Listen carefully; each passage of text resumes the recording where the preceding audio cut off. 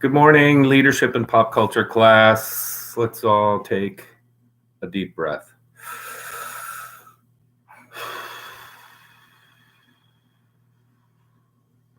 So here we are. We've moved to a completely online format.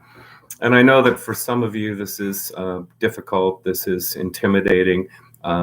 You've never experienced this before. So we're going to take it slowly. I'm in the process of revising this course and getting everything online that I can get online. But the problem with the course is that it was never intended to be taught online. It was meant to be face-to-face, which would have allowed me many more opportunities to walk you through how we analyze so-called cultural texts. And I'm going to talk a little bit about that today and then more about the assignments. But since this last week has been horrendous, and since the situation with this coronavirus is fluid, this course also is going to be fluid, which means that I'm going to extend mercy and grace to you and also to myself as we all figure out ways to cope with this pandemic. And it is a serious pandemic, and it's going to get more serious. So we all need to hunker down, do our social distancing and isolation and quarantining and whatever else this is being called in order to protect ourselves and also to protect others around us, our family, friends, our loved ones. So that said, what I'm going to do is adjust assignments for this week. This week, we're analyzing popular culture songs. And the first thing I want to say is that the best two video programs to use are Screencast-O-Matic and YouTube video. And I'm using YouTube right now because I have access to YouTube through my Google Docs. If you go to your upper right-hand screen in your RMU email, you'll see a box of dots. And if you click on that, there's a pull-down menu that has quite a number of things in it. But most importantly, it's got the YouTube program in it. A couple of you have tried to submit MP3, MP4 files onto the Blackboard shell, and it doesn't work. We simply do not have the capacity to upload these files. So whatever you do, and I recommend Screencast-O-Matic and YouTube, you'll need to provide a link for us in the shell. And then we'll be able to click on that and see the video that you do for your show and tell, which is now all online. If you remember, show and tell is where you, once this 8-week period, would come in with a popular culture text, either a song or an advertisement or a political ad or something, depending upon the week we're in, and talking about that. And I want to walk you through that process. And then later today, I'm going to actually do this process myself. I'm going to write up a critique of Eminem's Not Afraid, and I'm going to post that critique, post the link to the video, and also include the lyrics to the song. And then I'm going to do a video here in YouTube for you to watch and to emulate. This course is set up to help us to understand the environment we live in, which is what scholars call culture. It's kind of a rubber bag of things. And we're inside the bag, and we often can't see the items because we're so pressed in by them and sometimes oppressed by them. And this class is an attempt to provide distance so that we can take a look at what I'm calling cultural texts. And remember, a cultural text is more than just reading a short story or a poem. Texts here mean groups of signs. So obviously, a sign signifies something else. A sign points beyond itself to something, like a stop sign or a yield sign or a speed limit sign point beyond themselves to a group of laws about how to drive on our national and state roadways. And so that's what we're starting with. We start with signs, and then signs comprise texts. They create a set of texts. And so a text, in this sense, could be a song. A text could be an advertisement. A text could be a political ad, and we're going to see plenty of these in the next few months, aren't we? So what you're going to do is look for the indexical, iconic, and symbolic meanings, and also determine whether or not this text you're looking at is an artifact. And what I'm going to argue in the paper that I'm going to write and post, along with the link to Eminem's video and the lyrics for "I'm Not Afraid," is that that there are all sorts of indexical signs and symbolic signs and iconic signs, and that in fact Eminem himself has become a cultural icon or artifact. So what I want to do is put all of you at ease, tell you to breathe deeply and center yourselves, focus, begin to settle in for what appears to be a pretty long haul with this coronavirus. And set up structures in your lives that are going to help you survive this pandemic, which is what my wife and I and our 3 cats are doing. And I see one of them right now who is always happy to assist me in any kind of work that I'm doing. Archie, are you available here? He's hopping up actually right behind me. I think he's going to hop up on a shelf. Perhaps you can see him there. There's Archie. He's checking things out and getting ready, I think, to get on his perch. Perhaps not, because he knows he's being watched. At any rate, I want to walk through what is due this week. So what you're going to do is you're going to find a song. All right. What I want you to do first is go to week 2, and you'll see that each week in this 8-week period is structured in precisely the same way. There will be an introduction. So this week, the week 2 outline, if you go to the online shell, is entitled Reading Pop Culture Texts and Culture, Semiotics, and Rhetoric. And I know there are a lot of 25-cent words in there, but culture is basically what we live in. And semiotics is a theory of signs. Oh, there's Archie. Archie's up on his shelf. You see him there walking across. He's making sure that everything's just fine. Thank you, Archie. Now he's standing up. Thank you, Archie, for the show. I'm sure the students will enjoy this. So what that means is that Archie is a cultural artifact in this house. He means something different than the other 2 cats, and he, in and of himself, is a text comprised of different signs.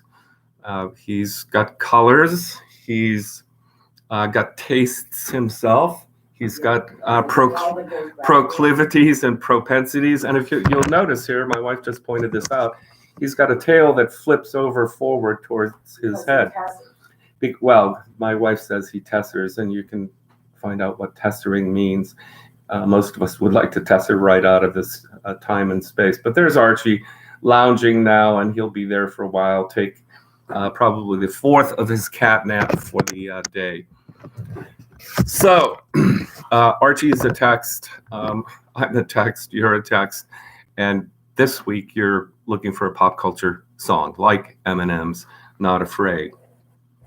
And I make that point in the overview. I point out that text has to be understood not exclusively as a written document, rather as events, situations, or scenes. A text can be discrete, like the handout that you're looking at online and this video that I'm making, or diffuse, like Christmas or Halloween.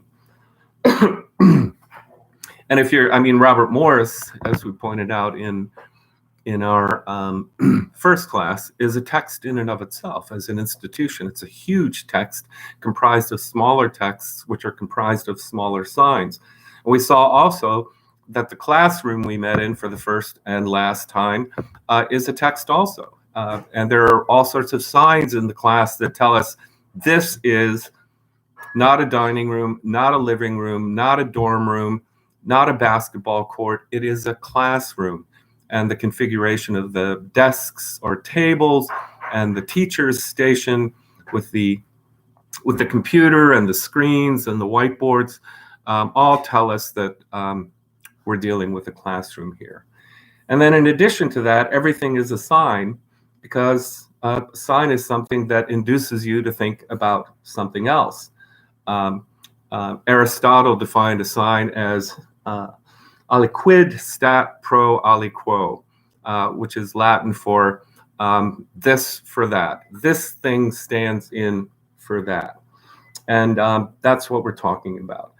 And I do a little analysis of the American flag, and I think we looked at Robert Morris's website in the first class to see the red, white, and blue, and how red, white, and blue has indexical meanings. We associate them with the American flag and with the United States of America. And in addition to that, iconic meanings, the colors red, white, and blue suggest, well, again, the United States. And then there are these symbolic meanings that are usually deeper and more abstract. When we think about the United States, if we have any patriotism left in us, we think about things like freedom and individuality and progress.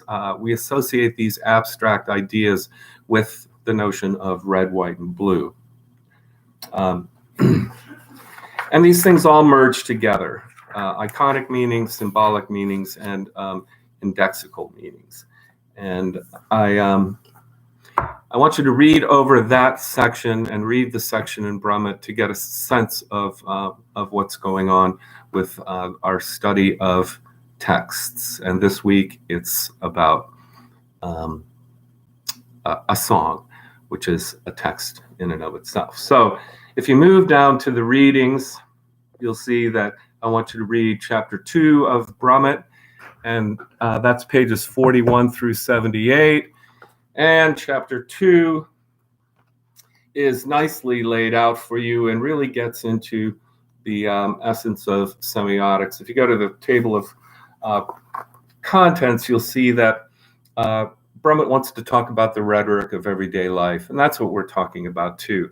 And then he talks about the building blocks of culture, the place where we live, and indexical meanings, iconic meanings, symbolic meanings, and how these things interact with each other. And then he talks further about the building blocks of cultures, and he gives you a definition of artifacts. And that's on page 51. And I'll read that for you. An artifact is, it's actually on page 50, an action, event, or object perceived as a unified whole, having widely shared meanings and manifesting group identifications to us. So look through the second chapter of Brummett, because what he lays down in the second chapter are going to be also the building blocks for this course. And I think what I'm going to do going forward is basically have every short paper that you do, and you're doing 5 short papers and an ethnography, have them build basically on this. I want you to be able to look at a song, an advertisement, a political ad, a sports figure, probably an ad of a sports figure. That's the easiest way to capture an athlete. And you're going to look for these indexical, iconic, symbolic meanings, and then make the case about whether or not this person is a cultural icon or artifact. And then in the leadership book, you're going to read pages 25 and following, and This chapter, chapter 2 of the Perry and Jackson text, is all about leader-centered theories or approaches to leadership. And that means that we're not thinking about followers or the situations within which leaders find themselves, but we're focusing on the ways in which we've talked about leaders over the centuries. And these categories of leaders, I just want you to look at them briefly. And then in your writing up of your song, say something, for example, about whether or not Eminem is an authentic leader and or a different kind of leader. We have all sorts of different types of leaders. On page 30, transformational leadership. The limits of transformational leadership, page 33. We've got leadership and personality and charismatic leadership. And then toxic leaders, which is really interesting. So you might ask yourself, based on chapter 2, if you were doing a paper on Eminem's I'm Not Afraid, is he an authentic leader? Is he a transformational leader? Is he a charismatic leader? I'm going to probably argue that he's an authentic leader, because the song really, which is so appropriate for our current time, I'm Not Afraid, is that he stepped up and got his drug addiction under control. And he's not afraid to ask other people to step up and do the things that he has done in order to remain sober.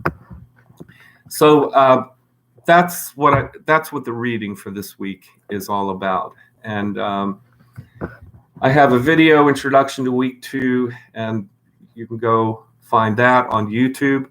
But I want to make sure you watch this video as well. And then online discussions. There are 2 online discussions. And if you go again to week 2 in the online shell and scroll down, you'll see that there are 2 online discussions due, and there is a written song critique due, right? And then I give you the instructions for the song critique. Write a 1-page single-spaced analysis of a popular song describing the indexical, iconic, and symbolic meanings, as well as how the song fits Brummett's definition of a cultural artifact. And I give you a link to songs that can teach you about leadership, and you might there are 8 of them there, and you might want to choose one of those, because it will be obvious that the particular person in the song is talking about leadership, or he or herself is in fact a leader. What I'm having you do is each week for 5 weeks, I'm having 5 of you do a video presentation of the texts that we're studying this week. And this week it's songs. The next week it's advertising. And then I believe it's politics. No, it's sports, and then politics. And then we're going to do an ethnography as well. And I have instructions about how to do that. So the first discussion is from the Studying Leadership book. And you click on week 2, discussion 1, and read what it's all about. Using ideas from the 2nd chapter of the Studying Leadership book, discuss whether or not the musician or band who wrote the lyrics for the song you were critiquing this week is a leader in some segment of the music industry. It's pretty straightforward, right? If so, why? If not, why not? Also, does the song say or imply anything about leading and following? If so, how is leadership or followership pictured semiotically in the song? It's a pretty straightforward discussion where you think about what Jackson and Perry say in the 2nd chapter of the Studying Leadership book, and ask yourself questions about this musician and whether or not he or she, in fact, is a leader in some sense of the word. And then week 2, discussion 2, involves the show and tell. And this is where this thing gets complicated, and I don't know how else to quite fix this. 5 of you will be doing this show and tell. And two of you, I think, have already attempted to upload an MP3 file. And just send that to me in an email and don't redo the assignment. But going forward, when it's your turn to do show and tell, what you'll do is you'll write up your one-page critique of the song and the video, and then you'll go to YouTube or go to Screencast-O-Matic, and you'll do a presentation like I'm doing right now. I don't want you to read them, but I want you to walk us through what you found, and then upload the link to your video, Screencast-O-Matic or YouTube, and we'll be able to watch you under discussion 2. Week 2, discussion 2, show and tell, is where the 5 of you for this week, Charles, Hanks, Kolenik, Budai, and Bertrand, are supposed to post your videos. And I'm going to give you another few days to do this. If it takes the whole rest of the week, that's fine. But this is the basic process. And then finally, you'll see a Turnitin logo. And if you click on the View Complete under Song Critique, you can upload your single-spaced, typed song critique for the assignment for this week. So going forward, every week you're going to find a pop culture text, whether it's a song for this week, an advertisement for next week, a sports figure for the following week, a political figure for the next week, and so on. You're going to find somebody, some text, and you want to find a discrete text. In other words, for the sports figure and the political figure, find an ad. Find a short campaign ad on TV or online, or a print ad, and do an analysis of that. It just makes it far more simple. And then you write up your critique, you upload it to the critique. It'll say song critique, ad critique, political figure critique, and that's the written portion for the week. And then those of you who are doing show and tell will do a video presentation using Screencast-O-Matic or YouTube like I'm using, and you'll upload the link to that in the discussion that is described as show and tell. And then for that discussion, the rest of us will click on one of those links, watch you do your presentation, and then respond to it. So each of you will have to do one of these video presentations for the next 8 weeks. And you will upload it to the discussion that's labeled week blank, discussion, whatever, show and tell. So here's how it works. Each week, you select a text, meaning a person in this case, and you analyze that text for its indexical, iconic, symbolic meanings, and then determine whether or not this person is an artifact. And briefly discuss the ways in which this person is or is not a particular kind of leader. You know, transformational leader, a charismatic leader, an authentic leader, and you're done. So once in this 8 weeks, you're going to do this show and tell, which was, of course, scheduled to be done in class and much more effectively done there. However, under the coronavirus isolation phenomenon, we're going to have to do these videos instead. So for this class, you're going to write 5 short critiques of cultural texts, and you're going to do a single ethnography, and it's not going to be of a live event because live events have pretty much been canceled. And I'm going to talk to you more about the ethnography later. But you will have 6 written things, and then each week there will be 2 discussions. And then once in the 8 weeks, you will do a show and tell presentation of the particular cultural text that you're analyzing for indexical, iconic, and symbolic meanings, and determining whether or not this person is in fact a cultural icon or artifact. And that's all I have for right now. But I want to encourage you to um, shelter in place, to be safe, and to ride out this coronavirus pandemic with a sense of dignity and purpose. It's difficult. It is difficult. We're all struggling in this. And from my standpoint, I will be pleased if you can step up and interact in this course, even though you expected it to be a face-to-face hybrid course. And I'm going to give you the encouragement that you need. I can't help you with the technical tools. I'm not that tech savvy, but I can tell you what I've found to be the simplest tools.